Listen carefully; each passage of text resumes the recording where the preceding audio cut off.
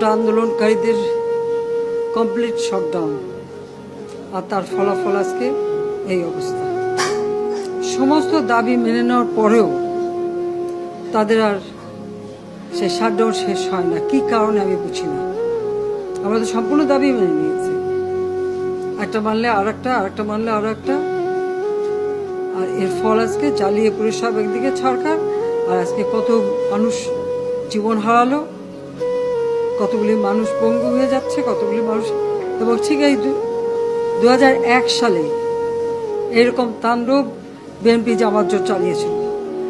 আওয়ামী লীগের প্রায় 21,000 নেতা কর্মী হত্যা করে, কত মানুষ গুলি খেয়ে তাদের ঘর বাড়ি হাত পা কেটে দেওয়া, চোখ তুলে দেওয়া, মেয়েদের রেপ করা, এই তাণ্ডব ছিল।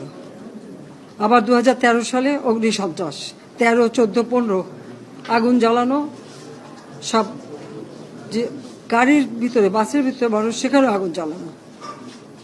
23 সালে সেখানেও সেই তাণ্ডব, আর প্রতিবারই পুলিশের উপরে আঘাত, পুলিশের হত্যা, মানুষ মেরে ঝুলিয়ে রাখা, পুলিশ মেরে ঝুলিয়ে রাখা, গাজীপুরে আমাদের কর্মী মেরে ঝুলিয়ে রাখা।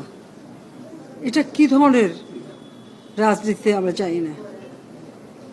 যেখানে দাবি করেছে প্রত্যেক দাবি আমরা মেনে নিয়েছি। আর মামলা তো তাদের না, আমার করা প্রজ্ঞাপন হাইকোর্ট বাতিল করে দেয়, সরকারের পক্ষ থেকেই তো আমরা আপিল করি, এবং ওই হাইকোর্টের সে রায় সেটা স্থগিত করে দেওয়া হয়। তাহলে তো আবার কোটা থেকে যায়। তাহলে আন্দোলনটা কিসের জন্য ছিল? একেবারে শাটডাউন করে সবাইকে তারপরে মারা। যে সমস্ত ঘটনা ঘটেছে আর যেভাবে মানুষগুলি ক্ষতিগ্রস্ত হয়েছে, আর যারা মারা গেছে আমি তাদের আত্মার মাগফিরাত কামনা করি। আর যারা এখন আহত তাদের সকলের চিকিৎসা সুষ্ঠুভাবে হচ্ছে। আমি আমাদের ডাক্তার, নার্স বা কর্মচারী সকলকে আমি আন্তরিক ধন্যবাদ জানাচ্ছি যে তারা দিন রাত অক্লান্ত পরিশ্রম করেছেন, এবং আমাদের স্বাস্থ্য মন্ত্রণালয় থেকে মন্ত্রী, প্রতিমন্ত্রী সহ আমাদের সকলে বারবার এদের দেখে গেছে এবং যা যা লাগে করে দিচ্ছে। আজকে চিকিৎসার জন্য যা যা লাগবে আমরা করে দিচ্ছি। আর যারা পা হারিয়েছে বা হাত হারিয়েছে, আমরা কৃত্রিম পায়ের ব্যবস্থা করে দেব, যাতে তারা আবার সুস্থ মানুষের মতো চলতে পারে, নিজের কাজ করতে পারে। এবং এর মধ্যে একজন আবার প্রতিবন্ধীও, কাজে তার মা যাতে ভালোভাবে চলতে পারে। প্রতিবন্ধী অবশ্য আমরা ভাতাও দিচ্ছি, কিন্তু তাকে আরও ব্যবস্থা করে দেব, আমাদের যতটুকু সাধ্য করে দেব। কিন্তু আমার দেশবাসীর কাছে আমি বিচার চাই। কি অপরাধটা কি করেছি যে এইভাবে, যেখানে আমি মানুষের ভাগ্য পরিবর্তনের কাজ করে যাচ্ছি, মানুষের জীবন মান উন্নয়ন করেছি। আজকে বাংলাদেশ সেই 2008-এর বাংলাদেশ আর 2024-এর বাংলাদেশ তো এক না। বাংলাদেশের মানুষের জীবন মান তো উন্নত হয়েছে। আমাদের অর্থনীতি আজকে কত কত উপরে উঠে গিয়েছিল, এবং এটা মনে হলো যে এটা আর কিছুই না। এটা আমাদের অর্থনীতিকে সম্পূর্ণ পঙ্গু করে দিয়ে বাংলাদেশকে আবার ভিক্ষুকের জাতি করে দেওয়া, এটাই বোধহয় এদের পিছনে ষড়যন্ত্র। সেটাই হচ্ছে সব থেকে দুঃখজনক, যে দিন রাত অক্লান্ত পরিশ্রম করে বাংলাদেশটাকে যখন একটা জায়গায় নিয়ে আসলাম, আজকে সেখানে দেখি এই একদিকে জ্বালাও পোড়াও সব কিছু। ঠিক যে প্রতিষ্ঠানগুলি মানুষের সেবা দেয়, আজকে মেট্রো রেলে চড়ে মানুষ কত অল্প সময়ের মধ্যে সময় বাঁচিয়ে কর্মস্থলে পৌঁছাতে পারতো, আবার ফিরতে পারতো। সেখানে ছাত্ররা, চাকরিজীবী, সাধারণ মানুষ সবাই তো যেতে পারতো। সেই স্টেশনগুলি পুড়িয়ে এখন ট্রাফিক জ্যাম, মানুষের কষ্ট। আমি তো কষ্ট লাঘব করেছি, কিন্তু যারা এইভাবে আগুন দিয়ে পুড়িয়ে মানুষের সে কষ্টে আবার ফেলে দিল, তাদের বিচার দেশের মানুষকেই করতে হবে। আমি খালি সকলের সহযোগিতা চাই। আর এইভাবে মায়ের কোল খালি হোক এটা আমি চাই না, কারণ আমি তো বাবা মা সব হারিয়েছি। আমি তো জানি হারাবার ব্যথা কত কষ্ট, কিন্তু সেই কষ্ট বুকে নিয়েই তো ফিরে আসতে এদেশের মানুষের জন্য। এখানে আমার তো কোনো চাওয়া পাওয়া নাই।